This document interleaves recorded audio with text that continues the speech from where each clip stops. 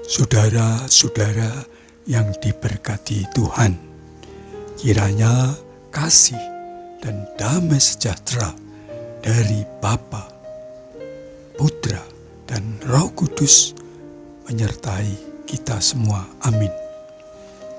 Saudara-saudara yang dikasihi Tuhan, orang meyakini bahwa iman itu bisa menyelamatkan. Iman itu menyelamatkan. Tapi iman yang mana?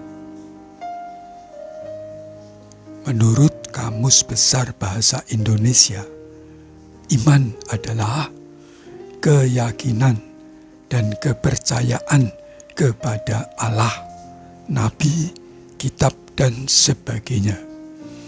Kamus Besar Bahasa Indonesia halaman 326 tahun 1982. Jadi, percaya kepada Sang Pencipta yang disebut Allah atau Yahweh menurut agama Yahudi, iman menurut kamus tersebut tentu mengacu kepada agama Samawi, yaitu percaya kepada Tuhan Allah yang tunggal, Esa di surga. Tiga keyakinan akan Allah yang Maha Esa, tunggal, inilah yang diyakini dalam agama Yahudi, Islam, dan Kristen, baik Protestan maupun Katolik. Disebut agama Samawi karena berorientasi ke surga, tempat di mana diyakini keberadaan Allah Sang Pencipta yang disembah dan dipuja.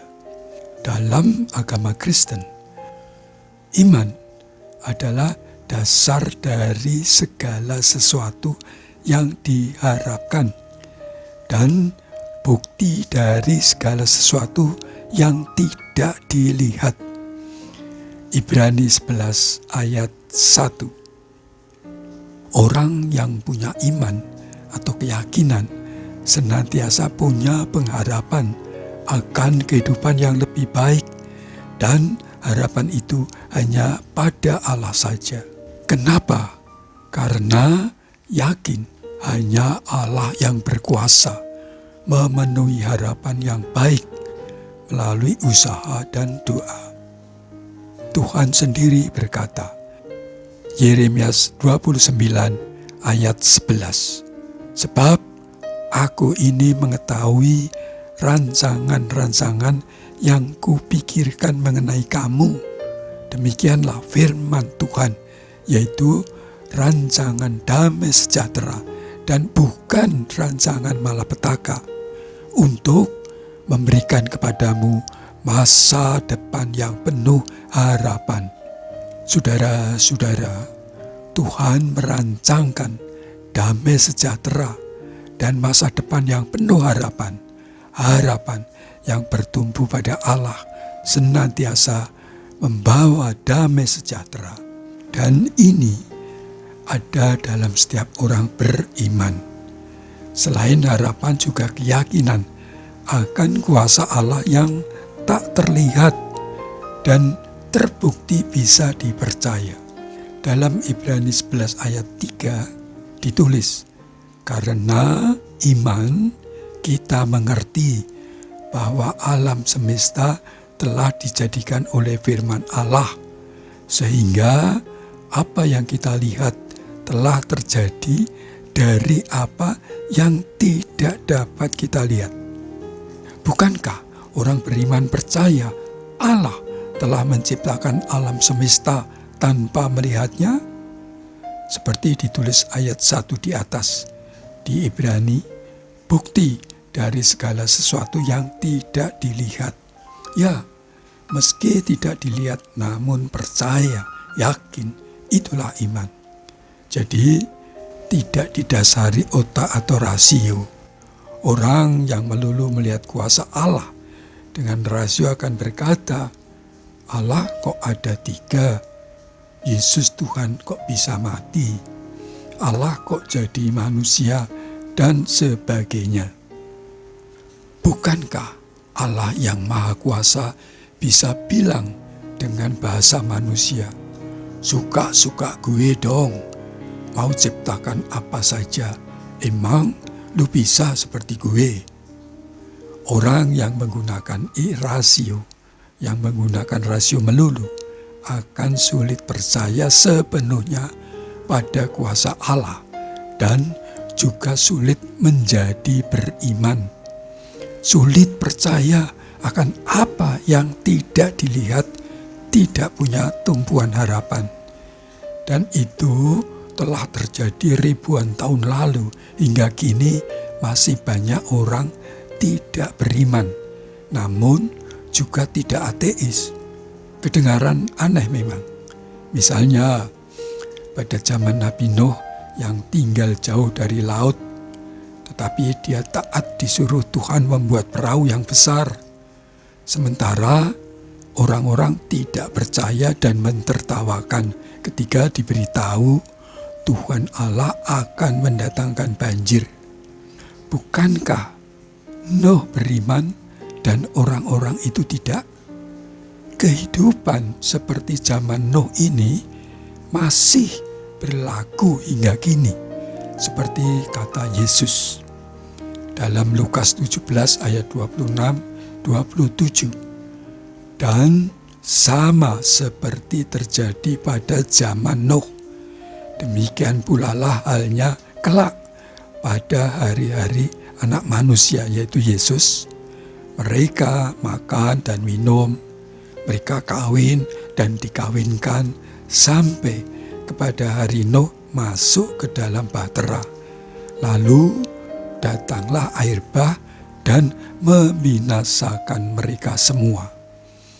Yang dimaksud Yesus, banyak orang tidak mau beriman, tidak mau yakin, tidak mau percaya akan kuasa Allah dalam diri Yesus. Banyak orang hanya memikir makan dan minum, mereka kawin dan dikawinkan, pesta-pesta dan kesenangan duniawi lainnya. Tidak mau bertobat dan menjadi yakin percaya akan Yesus hingga kedatangannya kelak ketika Anak Manusia itu datang. Akibatnya seperti orang-orang di zaman Nuh, juga sama di zaman Sodom Gomora yang dimusnahkan oleh api dari surga lantaran kehidupan yang jauh dari Allah, jauh dari iman. Iman percaya tanpa melihat, penuh harapan sekalipun belum juga diwujudkan harapannya itu, dan menaruhnya pada Allah atas harapan itu. Yesus sering sekali berkata ketika menyembuhkan orang-orang yang sakit, membebaskan yang menderita, dengan berkata, "Imanmu telah menyelamatkan engkau." Saudara-saudara, Yesus juga berkata, meyakinkan, "Dosamu telah diampuni." Pernyataan Yesus ini seperti menghujat Allah, menghina Allah menurut banyak orang di Yahudi dan menurut para ulama yang paham akan Taurat dan kitab nabi-nabi di waktu kala itu. Dalam kitab Lukas 5 ayat 20, ketika Yesus melihat iman mereka, berkatalah ia, "Hai saudara, dosamu sudah diampuni." Tetapi ahli-ahli Taurat dan orang-orang Farisi berpikir dalam hatinya, "Siapakah orang yang menghujat Allah ini? Siapa yang dapat mengampuni dosa selain daripada Allah sendiri?" Saat itu, menurut Lukas, Yesus melakukan penyembuhan dan menyampaikan ajarannya di sebuah rumah. Banyak orang hadir dari semua desa di Galilea dan Yerusalem, termasuk ulama-ulama Yahudi. Ada saat itu 2 orang membawa sahabatnya yang sakit. Namun karena penuh orang, mereka tidak dapat masuk. Lalu temannya naik ke atap dan membuka atap itu serta menurunkan sahabatnya yang sakit dengan tikarnya melalui tali. Melihat hal itu, Yesus berkata seperti di atas, "Dosamu sudah diampuni." Pernyataan ini membuat geger ulama dan sebagian orang di situ. Disinilah Yesus menunjukkan kuasanya dari Allah dan berkata dalam Lukas 5:23-24, "Manakah lebih mudah mengatakan dosamu sudah diampuni, atau mengatakan bangunlah dan berjalanlah? Tetapi supaya kamu tahu bahwa di dunia ini Anak Manusia, yaitu Yesus, berkuasa mengampuni dosa." Berkatalah ia, Yesus, kepada orang lumpuh itu, "Kepadamu kukatakan, bangunlah, angkatlah tempat tidurmu, dan pulanglah ke rumahmu." Lalu ayat 25-26 mengatakan, "Dan seketika itu juga bangunlah ia di depan mereka, lalu mengangkat tempat tidurnya dan pulang ke rumahnya sambil memuliakan Allah." Semua orang itu takjub lalu memuliakan Allah, dan mereka sangat takut. Katanya, "Hari ini kami telah menyaksikan hal-hal yang sangat mengherankan." Saudara-saudara yang dikasihi Tuhan, 3 orang tersebut mempunyai iman percaya, hakul yakin akan kuasa Yesus. Iman pula yang menggerakkan 2 sahabatnya menggotong dan terpaksa melubangi atap rumah itu demi beroleh kesembuhan dari Yesus. Dan Yesus melihat iman, melihat keyakinan sebesar itu, sehingga Yesus menunjukkan kuasa Allah yang menyertainya dengan melakukan 2 hal, penyembuhan dan pengampunan dosa, yang membuat orang-orang takjub, memuliakan Allah, disertai rasa takut. Ya, Yesus berkuasa mengampuni dosa, walau dianggap menghujat Allah oleh ulama-ulama Yahudi. Pengampunan dosa yang dilakukan oleh Yesus cuma datang tok tidak, tapi melalui kematian keji, disiksa dan disalib. Itulah cara penebusan yang Allah kehendaki. Lalu Yesus mati, disalib, masuk ke alam maut.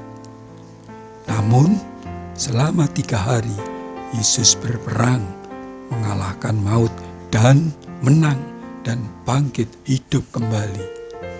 Apa artinya, saudara-saudara? Artinya, barang siapa beriman pada Yesus, diampuni dosa-dosanya dan akan beroleh hidup kekal seperti Yesus yang kini di surga. Inilah iman yang benar, karena telah dibenarkan oleh Yesus melalui penebusan di kayu salib, melalui darahnya. Roma 5 ayat 1 mengatakan, "Sebab itu kita yang dibenarkan karena iman, kita hidup dalam damai sejahtera dengan Allah oleh karena Tuhan kita Yesus Kristus."